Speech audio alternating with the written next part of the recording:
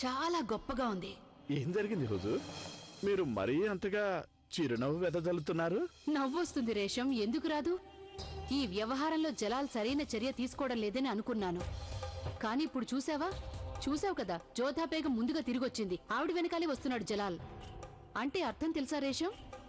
జలాల్కి జోధా బేగం మీద అనుమానం పెరుగుతోందని అర్థం. అంటే ఇప్పుడు షహన్షా గారికి అంతా తెలిసిపోయిందంటారా? ఇంతవరకు షహన్షా గారికి తెలిసినట్లేదు మీరు సుజామల్ని కలిశారని. అది వరకు తెలియకుండా ఉంటేనే మంచిది. మీరిక మీ అన్నయ్యని కలవనని నిర్ణయించుకున్న సంగతి వినగానే నాకు ఎంతో సంతోషంగా ఉంది జోదా. కానీ నాకు మాత్రం సంతోషంగా లేదు మోతి. ఈ భవనంలో షహన్షా గారి ప్రాణాలకి ఆపద కలిగించాలని ఎవరు అనుకుంటున్నారో తెలిసేదాకా నాకు సంతోషం అనేది దొరకదు మోతి. సుజామల్ అనే స్వయంగా ఆ వ్యక్తి అబుల్ మాలితో మాట్లాడుతుండగా విన్నాడు, కానీ అతని మొహం చూడలేకపోయాడు. ఇలాంటి సగం సగం సమాచారం నేను షహన్షాకి ఎలా చెప్పను? ధైర్యంగా ఉండండి జోదా. అతనెవరో తెలుసుకోవడానికి మీ అన్నయ్య ప్రయత్నిస్తున్నారుగా. అదెవరో తెలిసాక ఆ సంగతి వారు మీకు తప్పకుండా తెలియజేస్తారు. అంతవరకు ప్రశాంతంగా ఉండండి. అంతేకాకుండా మహామంగ మిమ్మల్ని చూడనే చూసింది. చాలా చెడ్డదావిడ. ఇక మీ మీద తప్పకుండా ఒక అన్నేసి ఉంచుతుంది. చివరికి ఆమె గోరంతలు కొండంతలు చేస్తుంది. గోరంతలు కొండంతలుగా ఇక అయి తీరుతుంది రేషం. జలాల్ వాడిన మొహం చూస్తే ఇంకోసారి తన జోధా బేగంని, ఆ అజ్ఞాత వ్యక్తిని తప్పకుండా కలవడం చూశాడనిపిస్తోంది. అందువల్ల ఇక జలాల్ ఊరికే ఉండడు. జోధా బేగం ఆడుతున్న ఆట జలాల్ తెలుసుకోవడానికి ప్రయత్నిస్తాడు. అసలు సంగతేమిటో జోధా జలాల్కి ఎలాగో చెప్పదు. ఇక నా సంగతంటావా? నాకు మొత్తం అదంతా తెలుసుగా. నాకు జోధా ఆడుతున్న ఈ ఆట గురించి తెలుసు, కానీ నేను నా నోరు తెరవబోను.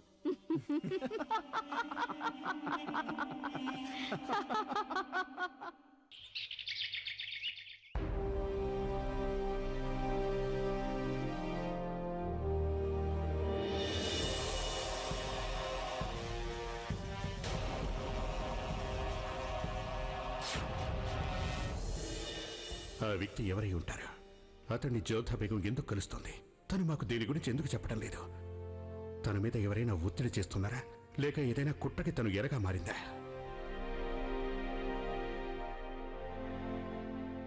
ఆదాబ్ షహన్షా. హుజూర్, తమరు ఆదేశించిన ప్రకారం ఆ పూరుగుడిసె సోదా చేశాం. ఉపయోగపడే ఆధారం అక్కడ ఏదీ దొరకలేదు. కానీ హుజూర్, మనకు తెలిసిన ఆధారాల ప్రకారం ఒక్కొక్కసారి ఓ భిక్షగాడు అక్కడికొచ్చి తలదాచుకుంటూ ఉంటాడంట. నిన్న రాత్రి అయితే అక్కడ ఎవరూ లేనేలేరు. హుజూర్, నిన్న రాత్రి అక్కడ ఎవరూ లేనేలేరు హుజూర్. ఆ వ్యక్తి జోధా బేగంని ఏటి ఒడ్డున కలిశాడని మేము మీకు ఎలా చెప్పమంటారు ఖాన్ సాబ్? శుక్రియా ఖాన్ సాబ్. మేమంతవరకే తెలుసుకోదలిచాం, మీరు వెళ్ళొచ్చు. దయచేసి క్షమించండి హుజూర్. ప్రస్తుతం మీరు ఆందోళన పడుతున్నట్టుగా ఉంది. కావాలంటే మీ మనసులో మాట నాకు చెప్పొచ్చు. బహుశా నేను మీకు ఏదైనా సాయం చేయగలుగుతానేమో.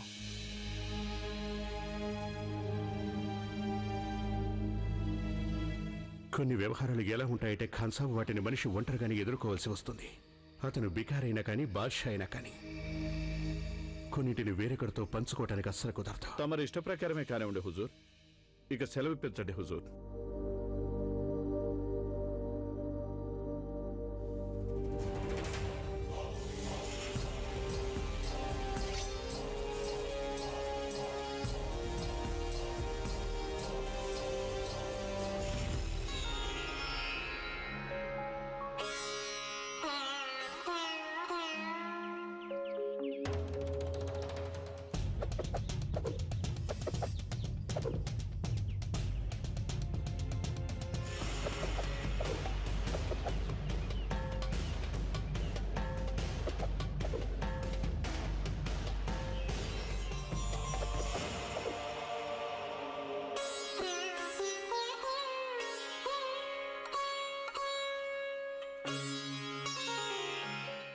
మోతి, నేను షహన్షాకి హారతి ప్రసాదాలు ఇచ్చొస్తాను.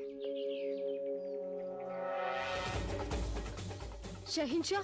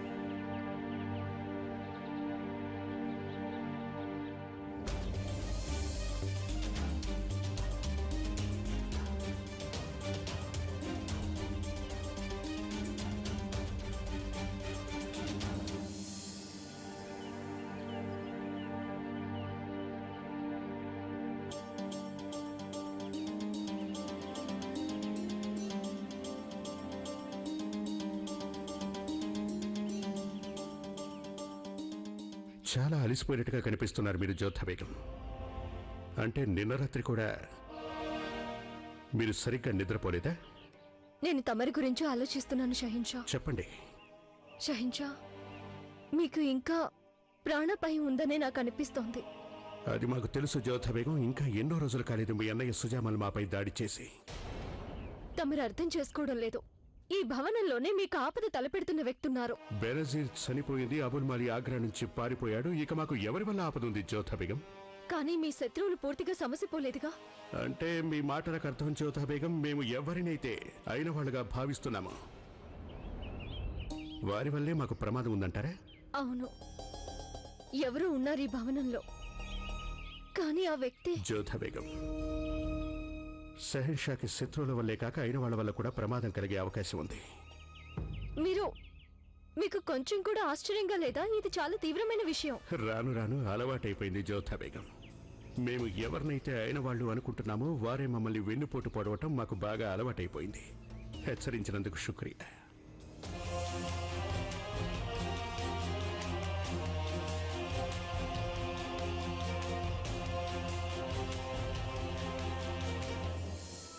ఎవరైనా బానిసలు పెట్టుకుంటే వాళ్ళపై తీవ్ర చర్యలు తీసుకుంటారు కదా బాబు. ఈ సామ్రాజ్యంలో ఎప్పుడు ఏం జరుగుతుందో ఎవ్వరికి తెలియట్లేదు. అంతా షహన్షా గారి ఇష్టం. ఇవాళ స్వేచ్ఛగా తిరుగుతున్న బానిసలు వాళ్ళు రేపు ఏమవుతారో ఏమో. ఏమైనా కానీ షహన్షా గారు ఒకదాని వెంట ఒకటి తన నిర్ణయాలను మార్చేసుకుంటున్నారు. నా ఉద్దేశంలో షహన్షా గారు మారిపోయే అవకాశమే లేదు. మరి వేరొక పాలకుడు వస్తాడంటావా? మరి ఎంత నమ్మకంతో చెప్పకు. షహన్షా గారి మీద దాడులు జరుగుతున్నాయి కదా. అధికారం అనేది చాలా చెడ్డది బాబు. సాధారణంగా షహన్షా గారికి అయిన వాళ్లే గద్దె మీద ఆశలు పెంచుకుంటారు. మరి ఇదంతా ఎవరు చేస్తున్నట్టు? వారు ఎవరైనా కాని అతను షహన్షా గారికి సన్నిహితుడే. అది నాకు కూడా అర్థమైంది. షహన్షా గారికి విశ్వాసపాత్రుడే విశ్వాసఘాతకానికి తలపెడుతున్నాడు. వాడెవడో తెలియాలి. దాంతో కథ మారిపోతుంది. ఆదాబ్ బేగం సాహెబా, తమరు నన్ను రమ్మన్నారట? అవును, కూర్చోండి. నేను తెలుసుకోదలిచాను, గత 2-3 రోజుల్లో నేను తీసుకున్న నిర్ణయాలు సక్రమంగా అమలు జరుగుతున్నాయో లేదో అని. అలాగే నేను కొన్ని సంస్కరణలు ఆదేశించాను కదా, అవి పాటిస్తున్నారా? బేగం సాహెబా, ఆదేశాలు చాలా వరకు అమలు చేయడం జరిగింది. మిగతా వాటిపై చర్య జరుగుతోంది. సంబల్ నుంచి కొన్ని నగలు వచ్చాయి బేగం సాహెబా. వీటిని మీరు చూడండి. అంతఃపురంలో వీటిని ఏ బేగంకి ఏమేమివ్వాలో మీరేం ఉంచుకుంటారో నిర్ణయించాలి. మిగతా బేగంలకి ఏమేమివ్వాలో చెప్పండి. లేదు, ఈ విషయంలో ఇవాళే నేనేమీ మాట్లాడబోను. ఎందుకంటే ఈ నిర్ణయం నేను తీసుకోబోను. కానీ బేగం సాహెబా, అంతఃపురం మీ అధికారంలోనే ఉంది. ఇలాంటివన్నీ మీరేగా నిర్ణయించాలి. లేదు, రేపటి నుంచి నేను అంతఃపుర బాధ్యతలు వదిలేస్తున్నాను. అంతఃపుర ఆధిపత్యాన్ని చేపట్టేవారే ఆ బాధ్యతలు తీసుకోవాలి. మీరు గత కొన్ని రోజుల లెక్కలు సిద్ధం చేయండి. వాటిని కొత్తగా అధికారం చేపట్టే వారికి అప్పగిస్తాను. అలాగే చేస్తాను బేగం సాహెబా. ఆదాబ్.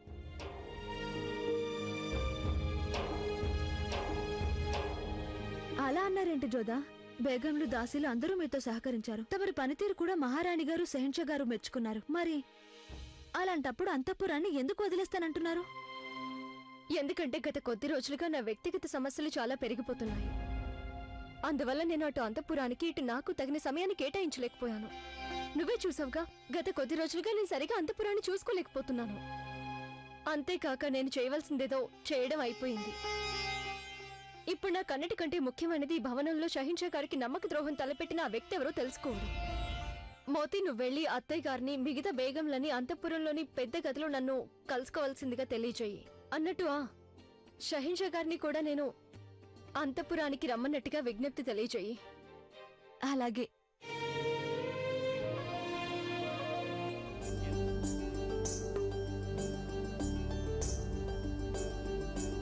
హెచ్చరిక! బాద్షా జలాలుద్దీన్ మహమ్మద్ గారు ఏం చేస్తున్నారో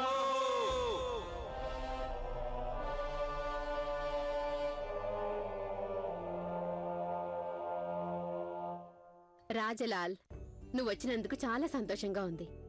ఇది చూడు, ఎప్పటినుంచో అలుతున్నాను, కాని నా వల్ల కావడం లేదు. ఆ పని మీకు అంత కష్టంగా అనిపిస్తున్నప్పుడు దాన్ని మీరు వదిలేయచ్చుగా అమ్మిజాన్. ఈ సూదుంది చూసావో, ఇది మీ మామగారిది నాన్న. వారికి ఇలాంటి పనులు చేయడం అంటే ఎంతో ఇష్టం. నా ప్రయత్నం ఏమిటంటే జలాల్, వారి వారసత్వం ఒక తరం నుంచి ఇంకో తరానికి అందజేయాలని.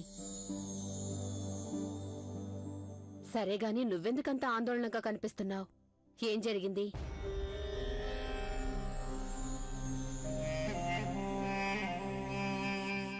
ఇక చెప్పు నాన్నా, ఏ విషయం నా కుమారుణ్ణి ఇంత ఆందోళనకి గురి చేస్తోంది? మిజాన్ ఆడవాళ్ళని అర్థం చేసుకోవడం అంత జటిలంగా ఎందుకుంటుంది? ఏమైంది నాన్నా? ఏం లేదా మిజాన్, ఏదో ఊరికే అడిగాం.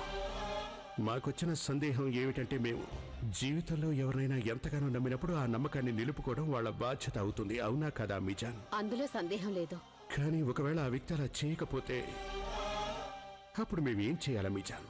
నమ్మకం అనేది ఎంత సున్నితమైనదో అంత క్లిష్టమైనది కూడా బాబు.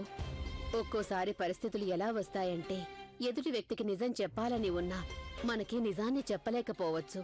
ఒక్కోసారి గత్యంతరం లేక కావచ్చు, ఒక్కోసారి ఏదైనా భయం వల్ల కావచ్చు. అలాంటప్పుడు మన బాధ్యత ఏమిటంటే, మనకిష్టమైన వ్యక్తి మనకి నిజం ఎందుకు చెప్పడం లేదో తెలుసుకోవాలి నాన్నా. మనకి గనక కారణం దొరకనట్టయితే మనం వేచి చూడాల్సి ఉంటుంది. ఎందుకంటే సరైన సమయం వచ్చినప్పుడు మన పట్ల ఎంతో గౌరవం గల ఆ వ్యక్తి తప్పకుండా మనకి నిజం చెప్పి తీరుతాడు.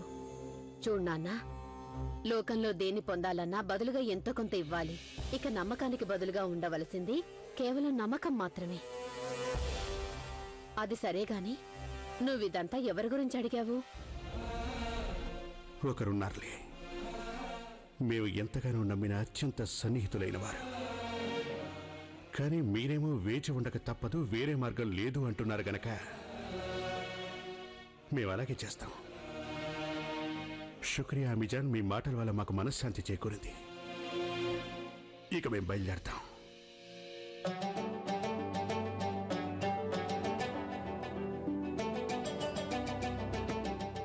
ప్రణామాలు సెహెన్షా.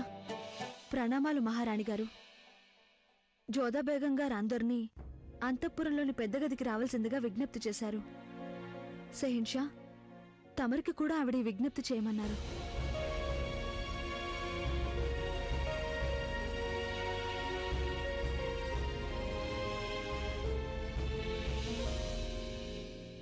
ఎవరి గురించి జలాల్ ఆ విధంగా అడిగాడు? తనకి అందరికంటే సన్నిహితమైన వ్యక్తి రుకయ్యా బేగమేగా. అంతేకాక మహామంగ, సలీమా బేగం, జోధా బేగం కూడా సన్నిహితులే. మరి వీళ్లలో ఎవరి గురించి జలాల్ అలా అడిగాడు నన్ను? మనందరినీ ఎక్కడికెందుకు పిలిచినట్టు? నాకు తెలిసి సంబల్ నుంచి ఏవో నగలొచ్చాయట. ఒకవేళ జోధా బేగం వాటన్నిటిని పంచివదల్చారేమో. మరీ అంత తెలివి తక్కువగా మాట్లాడుకు. దానికోసమే అయితే ఆవిడ షహిన్షాని ఇక్కడికి రమ్మనేవారు కాదు.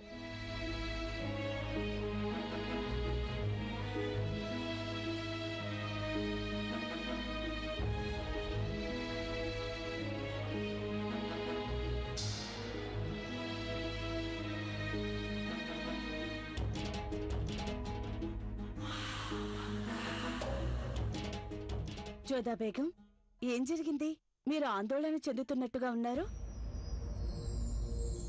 అవును, నేనొక ప్రకటన తెలియజేయదలిచాను. హెచ్చరిక! బాద్షా జలాలుద్దీన్ మహమ్మద్ గారు ఏం చేస్తున్నారో?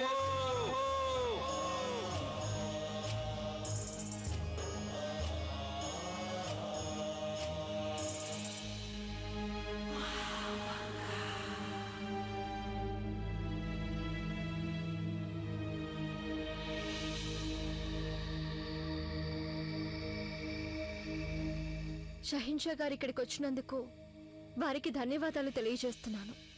చెప్పండి జోధా బేగం, మమ్మల్ని మీరు ఏ పని మీద రమ్మన్నారు? అంతఃపుర చట్టంలో దేన్ని మార్చాలి అనుకుంటున్నారా?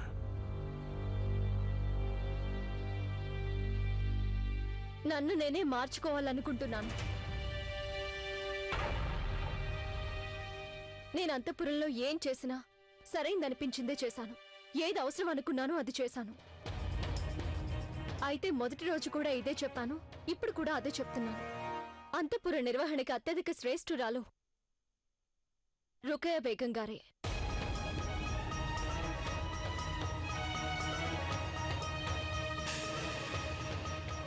అందువల్ల నేను ఈ పదవిని విడిచిపెట్టదలుచుకుంటున్నాను.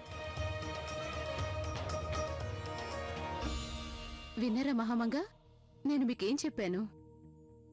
జోధా బేగం ఇక్కడ ఎంతో కాలం ఉండలేదు అని చెప్పాను కదా. నిస్సందేహంగా రుకయ్య బేగం, అంతఃపుర నిర్వహణ పిల్లలాడుకునే బొమ్మలాట కాదు. మీరలా వదిలేస్తానంటే ఎలా? మిమ్మల్ని పదవికి ఎన్నుకున్నది మేమే కదా. మీరు ఈ పదవిని వదులుకోవడానికి వీల్లేదు. మీరెందుకలా చేస్తున్నారు జోధా బేగం? అంతఃపురానికి మీ అవసరం ఉంది. నేనిలా చెప్పడం మీకు నచ్చదని నాకు తెలుసు, కానీ అంతఃపుర నిర్వహణకి గాను రుకయ్య బేగమే యోగ్యురాలు.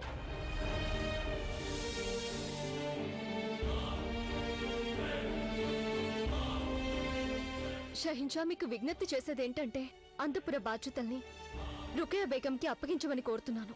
కొంచెం ఉండండి జోధా బేగం. అంతఃపురం మొఘలై సామ్రాజ్యానికి కోట లాంటిది. ఇక్కడ వేలాది మంది బేగంలు, వేలాది మంది దాసిల జీవితాలు నిర్ణయించబడతాయి. బహుశా మీరు మర్చిపోయినట్టున్నారు, ఎన్నికల వేళలో నేను మీ పేరే బలపరిచాను. అందువల్లే మీకు ఈ పదవి లభించింది. ఈ బాధ్యత నేనే వహించదలుచుకొనుంటే అసలు నేను మీ పేరుని సమర్థించేదాన్ని కాదు. నేను ఎన్నో ఏళ్ల పాటు అంతఃపురాన్ని చూసుకున్నాను. ఇప్పుడు నేను ఇది నా నెత్తిన వేసుకోదలుచుకోలేదు. అంతేకాకుండా ఇక్కడ ఉన్న చాలా మంది బేగంలు అంతఃపుర ఆధిపత్యం మీకే ఉండాలని కోరుకుంటున్నారు. అందువల్ల అంతఃపుర బాధ్యతల్ని మీరే నిర్వహించాల్సి ఉంటుంది. నాకు కొన్ని వ్యక్తిగత కారణాలున్నాయి రుకయ్య బేగం, అందువల్ల ఇవన్నీ నేను చూసుకోలేను. వ్యక్తిగత కారణాలంటూ లేనిదెవరికి జోధా బేగం? ఇలా మీ వల్ల కానప్పుడు, అంతఃపురం చూసుకోలేనప్పుడు మీరు ఎన్నికల్లో అసలు నిలబడి ఉండకూడదు. ఇది అంతఃపురం జోధా బేగం ఆషామాషి కాదు. పదే పదే కొత్త వారికి బాధ్యత అప్పగించాలంటూ ఇలా అందరి సమయాన్ని వృధా చేయకండి. మీ మనసుని నొప్పించాలని నాకేమాత్రం లేదు. అయినా మీరు అలా అనుకున్నట్టయితే నేను క్షమాపణలు కోరుకుంటున్నాను. పోన్లేండి, మీరు నిర్ణయించుకున్నారు గనక ఈ వ్యవహారంపై మేము వాదన చేయదలుచుకోలేదు. తమరి రాజీనామా ఆమోదిస్తున్నాం. అంతఃపురాన్ని రుకయ్య బేగమే బాగా చూసుకోగలరని మేము ఇదివరకే మీకు చెప్పడం జరిగింది. మేము ఈ సందర్భంలోనే మీకు ఒకటి చెప్పదలిచాం. మీలో ఎవరైనా అంతఃపుర ఆధిపత్యం ఎవరికి ఇవ్వాలి ఏంటన్న విషయంలో ఏమైనా చెప్పదలుచుకుంటే దయచేసి ఇప్పుడే చెప్పండి. కానీ అన్ని దృష్టిలో పెట్టుకుని మేము రుకయ్య బేగంకి అంతఃపుర బాధ్యతలు అప్పగిస్తున్నాం. ఇకపై మేము అంతఃపుర వ్యవహారంలో జోక్యం చేసుకోం. ఆ తరువాత రుకయ్య బేగం నిర్ణయమే తుది నిర్ణయంగా భావించబడుతుంది. దాన్ని మీరందరూ పాటించవలసి ఉంటుంది.